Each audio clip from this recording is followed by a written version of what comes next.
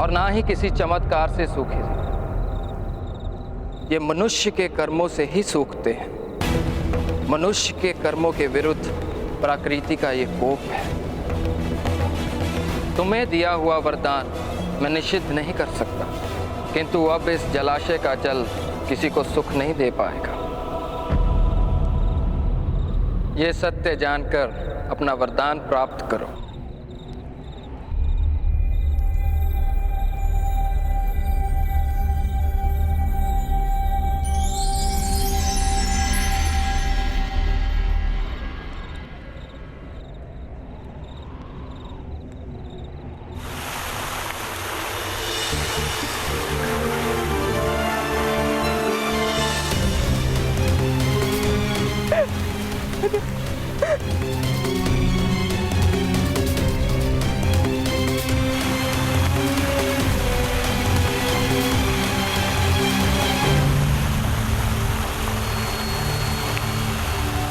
ये किस प्रकार संभव है?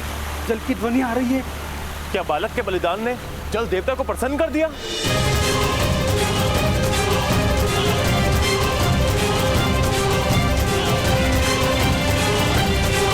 नहीं, मेरे कर्ण का बलिदान नहीं हो सकता है।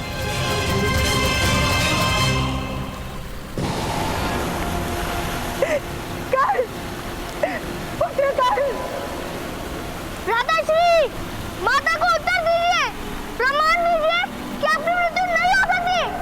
राधाश्री, पुत्र कर्ण,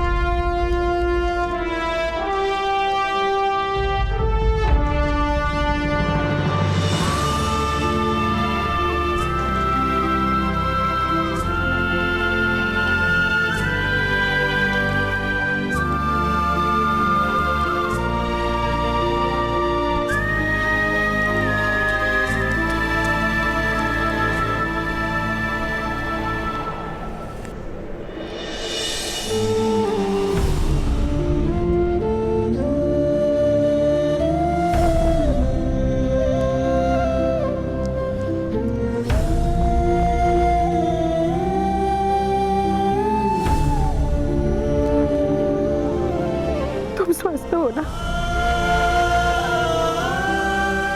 अब इतना जल पी लिया है, 3 दिन तक जल नहीं पीना पड़ेगा।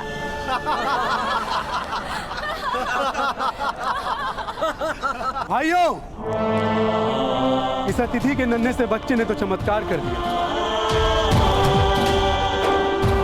अब हम सूतों के पास 2 जलाशय हो जाएंगे। इसे तो पूरे गांव की ओर से भेंट मिलनी चाहिए।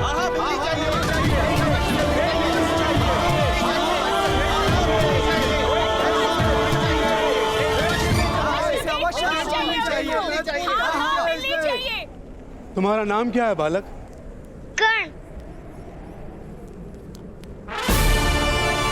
मेरे भ्राता कर्ण।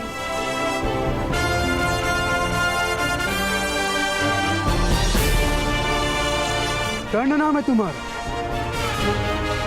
कर्ण का तो अर्थ होता है काटने वाला, और तुमने तो वास्तव में भूमि को काटकर जल की धारा बहा दी। वत्स कर्ण, हम सभी तुमसे बहुत प्रसन्न हैं, इसलिए सूत समाज की ओर से तुम्हें एक कुआं भेंट करते हैं। आज से इस कुएं पर तुम्हारा अधिकार हो, और हम सभी इसे कर्णकूप के नाम से जानेंगे।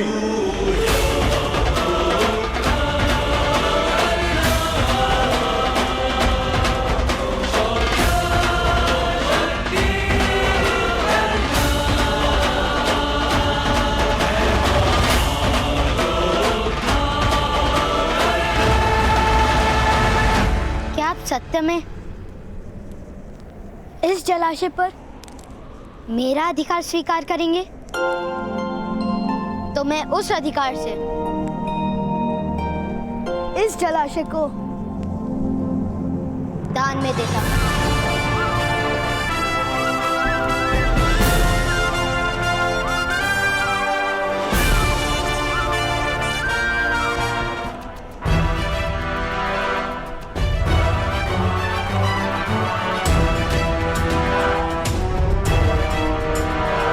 लोहार समाज हमारे कुएं से जल प्राप्त करने के लिए हमें धन देता है। क्यों? उनके पास अपना जल स्थान नहीं था, किंतु सूख गया।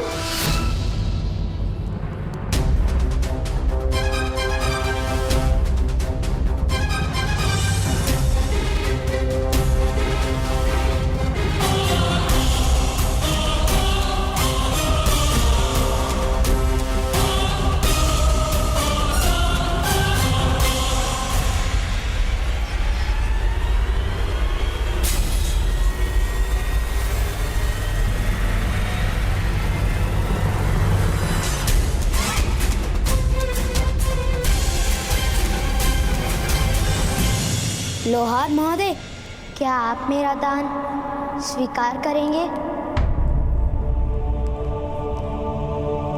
असंभव।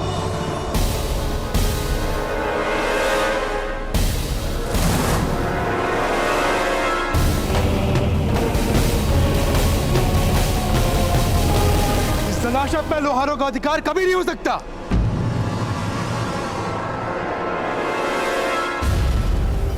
तुम्हें अपना दान निश्चित करना होगा। महोदय, मेरे पिताश्री कहते हैं दान निश्चित नहीं किया जाता, फिर चाहे वो स्वयं का ही क्यों ना हो। इससे दान का अपमान होता है और ये जल देने में हमारे समाज का अपमान होता है। जीते जी हम ये अपमान कभी नहीं सहेंगे। अपमान किस प्रकार का महोदय? जल पर तो सबका अधिकार है ना? जल पर सबका अधिकार होता है, किंतु जलाशय पर सबका अधिकार नहीं होता। समाज की व्यवस्था पर प्रश्न कर रहे हो तुम। नहीं नहीं, अबुध है मेरा पुत्र, व्यवस्था और न्याय का अंतर नहीं समझ सकता। तो समझो, समाज की व्यवस्था में ही न्याय है। किंतु ताऊ, आपने तो कहा था कि न्याय जीवन दान देता है। ईश्वर का न्याय जीवन दान देता है, क्योंकि ईश्वर का न्याय करुणा से जन्मा है। मनुष्य का न्याय लालसा से जन्मा है। वो केवल मृत्यु या पीड़ा दे सकता है और कुछ नहीं। और शास्त्रों में लिखी व्यवस्था पर प्रश्न उठाना विरोध होता है। विद्रोह ही तो सामर्थ्य का प्रमाण होता है।